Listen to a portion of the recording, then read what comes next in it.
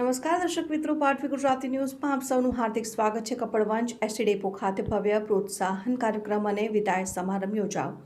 Gujarat ST નિગમના Nadiad division દ્વારા મુસાફર જનતાની સુવિધા માટે તાજેતરમાં હોળીના તહેવાર નિમિત્તે એક્સ્ટ્રા બસ સંચાલન યોજવામાં આવ્યું હતું, જેમાં નડિયાદ ડિવિઝનના તમામ ડેપો કરતાં કપડવંજ એસટી ડેપો દ્વારા સર્વોચ્ચ આવકનું લક્ષ્યાંક પાર પાડી સમગ્ર નડિયાદ ડિવિઝનમાં પ્રથમ સ્થાન મેળવ્યું હોય। આજરોજ ડિવિઝન ઓફિસ દ્વારા કપડવંજ ડેપો ખાતે મહત્તમ આવક મેળવવા માટે જે કામદારોએ સંતિષ્ટ પ્રયત્ન કરવામાં આવ્યા હતા અને તમામ કર્મચારીઓનું મનોબળ વધે એવા ઉમદા આશ્રયથી આજે એક પ્રોત્સાહન સમારંભ નડિયાદ ડીસી મહાજન સાહેબના અધ્યક્ષપદે યોજવામાં આવ્યો હતો।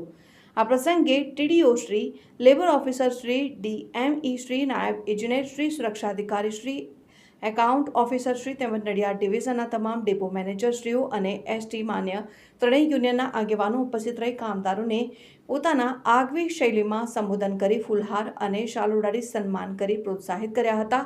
વિભાગીય નિયામક મહાજન સાહેબ દ્વારા કામદારોની કામગીરીને બિરદાવી આગામી સમયમાં આ જ રીતે એકજૂટ થઈને મુસાફર જનતાની સેવા કરીને લોકચાહના મેળવવાની સાથે સાથે નિગમની આવક વધારવાની અપીલ કરી હતી, જેને હાજર કામદારો દ્વારા તાળીઓના ગડગડાટ સાથે વધાવી લેવામાં આવ્યા હતા।